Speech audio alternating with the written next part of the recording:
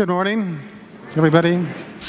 All of you out there in the internet land, I welcome you as well. I love you, and I might stop by someday and see how you're doing. So how is everybody? This week, we welcomed into the world the 7 billionth person. While newborn babies all over the world cried out, "Why does she get to be the 7 billionth person and not me?" Which is a good question, because there's 4 babies born every second. That's 240 every minute. That's 400,000 babies born in a day. So who is the person out there that decides this is the 7 billionth person? How can that possibly be determined? Why don't one of us get to do that? I don't know. Question can't be answered. But it's interesting. Her name is Danica Mae Camacho. And the minute she was born into the world, she was given an invoice for $48,000 as her share of the national debt. If you don't know it, that's what each and every one of us owe, is $48,000. So just as you're getting your credit cards paid off, boom, here's another debt you got to pay. It's interesting to speculate on the life that Danica will have. And there's an organization called the Cosmic Log, and they gather together 60 of the brightest minds in the world. These are medical minds, they're technical minds, they're scientific minds, to help forecast what life is going to be like 50 years from now. And they, with all certainty, said Danica can expect to live to be 140 years old. Isn't that incredible? Your little baby's over there, 140 years old. That's the life expectancy for new children coming into the world. They said that at some point in her life, she'll have a microchip put into her finger, and all of her personal information will be on there, all of her health information will be on there, all of her contact information, all of her history will be on there, and it can simply be scanned, plus it'll act as her credit card. So if she goes to the grocery store, she no longer needs a wallet or cards or anything. She just scans that, and she can make all the purchases that she wants. In addition, that microchip has a tracker on it that can tell you where she is, anytime, anywhere in the entire world, exactly where her location is. Isn't that incredible? And they tell us that Danica's children will be able to be genetically designed if she chooses and if she has the money. In other words, before the child is even growing into the fetus, they can determine the height, the weight, and the physical features of the child. Once the child is born, they can analyze its genetic code, determine what kind of health challenges that child might expect to have in a lifetime, and give treatment to the cause before the disease even comes into place. Also, they say that Danica, at 140 years old, will have the physical features, the health, and the stamina of a person middle-aged, or 35 years old. An indication that that might be true was in the news this week, where scientists and researchers announced that they had discovered a group of cells in our bodies called the senescent cells. Senescent cells, and senescent cells are the ones that cause aging within us. Senescent cells age. So they took the senescent cells out of mice, and they discovered when they did that, the mice quit aging, they were healthier, they were stronger, and they were more youthful looking. They've discovered a process that can stop aging in mice. Now, for all of us in this room, do you know what that means? I mean, do you know what that really means to all of us in this room, especially those of us who are middle-aged or older? Because it's going to take decades and decades and decades to perfect this process so it can be utilized for human beings. Only thing it means to us is we are going to have younger, healthier, stronger, nicer-looking mice in this world. Other than that, there'd be no benefit to us at all. But for Danica, what it means is a whole different existence than what we're experiencing today. Now, we find those things to be miraculous. We find those things to even be maybe impossible to believe. But if we go back 50 years, and at that point in time, people were forecasting what life would be like now. And I read a 1950 Scientific Digest that had future in the year 2000. And they talked about these strange things like the special oven that cooks with radar waves, and it can bake a potato in less than 2 minutes. I mean, that was miraculous at that time. It can cook all food in 1/10 of the time. It talked about being able to sit down to a TV that you can interact with, and you can actually do your shopping at home on TV. It talked about being able to talk on the phone to somebody and see them as you're talking to them. It talked about being able to get into this supersonic rocket and going from New York to Los Angeles in less than 3 hours. Isn't that incredible? All part of our reality today. So 50 years from now, in spite of all the discoveries, the inventions, and the benefits that Danica is going to experience, the quality of her life will still be determined exactly by the quality that our lives are determined. It'll be determined exactly by that which determined the lives of our ancient ancestors. It'll be determined exactly by that which determined the quality of life in the beginning and which shall ever be forevermore. Her quality of life will be determined by the emotional experience she has. That is life.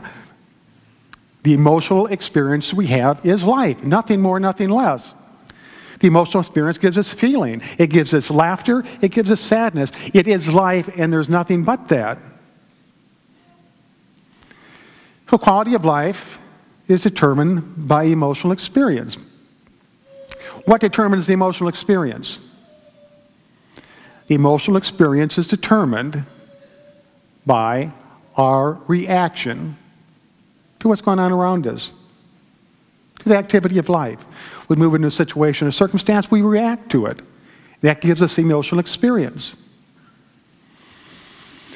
So then that brings up the question, what creates our reaction? Our reaction is based on the environment that we're in at any given time. And we all live in many environments. There's this particular environment that we're in right now. There's a home environment. There's a work environment. There's a grocery store environment. There's a shopping mall environment. There's many sorts of different entertainment environments. There are one-on-one relationship environments. All sorts of different environments that we go through on our day-to-day activity of life. And as we move into each environment, we react to it in some way. Sometimes it's a happy reaction, sometimes it's a sad reaction. So what causes the reaction? It's automatic. Because life is so active and it is so fast and so chaotic at times, we can't stop and think, how am I going to react to this? It's just automatic in a split second. We react to something before we even know it. We aren't even aware of the reaction until we begin to feel it. You know that, when all of a sudden something snaps and you either get mad or you either burst out laughing or something, our reactions are automatic. And where do they come from? A lot of people say from our genes, that the genetic dispositions that we've inherited. This is especially true when it comes to alcoholism. Many alcoholics believe that they have the alcoholic gene and that they inherited it. My father was an alcoholic, my uncle was an alcoholic, both my brothers are alcoholics. I'm an alcoholic. I got the alcoholic gene. It's the same thing with embarrassment, with different fears, with different phobias, with all sorts of characteristic or personality traits we attribute it to our genetics, our genes. That's the way I am. But that's not true at all. Genes don't give us characteristics. Our reaction to what goes on in life isn't attributed to genes, but it's attributed to how we have learned to react growing up. If we saw growing up, if the alcoholic saw his father react to stress by having a drink and a drink and a drink and a drink, he just kind of learned that's what you do when you're feeling stress in your life. You drink and you drink and you drink and you drink. If a person grew up with a parent that was incredibly shy and reserved, and they saw that as the way to react, kind of shy and reserved when it comes to different things. So as growing up, we observed the world around us, especially our parents and family. We observed how they reacted to certain things. We adopted those reactions and made them our own. And now they're automatic. It's like autopilot, or like habits of thought. Now, the good thing is that we have within us the ability to change those reactions. Everything is energy. You have a field of energy within you. The entire range of emotions, this whole field of energy. And it goes from the very darkest of dark to the very lightest of light, and every single emotion has different degrees. You can be extremely happy, you can be moderately happy, you can be okay happy. So you choose these emotions when you react to something, and they're chosen automatically. And those emotions are energy. In the old days, they used to put a fixture on a person's head that had these little geodes on it, and they could read the brain waves, and they could tell what that person was thinking, the emotional mood of that person, just by looking at this particular chart. Then they discovered that they didn't need that they could measure the energy a couple inches outside the person. And then they discovered they could measure the energy a foot or two outside the person.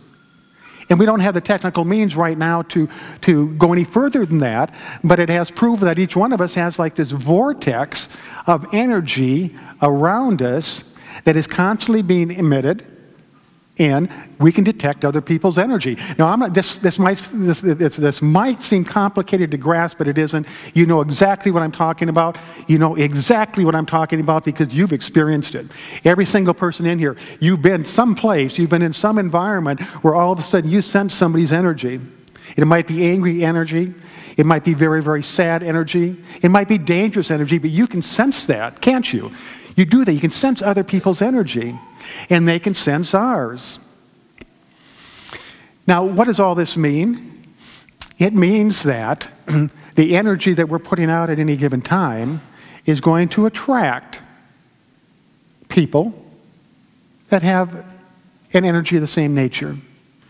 If we're happy, we're going to attract happy people to us, and we're going to be attracted to happy people. It's like the spiritual gravity that goes on. You know, everything in the universe is gravitating towards something. The earth found its perfect place for its gravitational pull to the sun, and as a result of that, it's attracted to the sun's attracted to the earth, and life is able to exist here. Everything has a gravitational pull. And it's the same thing with our energy, with our emotional energy. We are attracted to, and people are attracted to us with the same emotional energy. Now, what that means is a happy person is attracted to a happy person, but grumps aren't. Grumps aren't attracted to happy people. They don't like happy people. They don't like their happy little positive attitudes and their chipper sayings or their shiny faces. And, you know, they're almost skipping down the street. Grumps don't like that. You know, they're distracted or repulsed by positive, happy people. I mean, if you're here and you're a grump, no disrespect. You know, we respect diversity. We praise it. I'm just saying that's what the law of attraction says. Don't blame it on me. That you're attracted to that which is of the same emotional nature.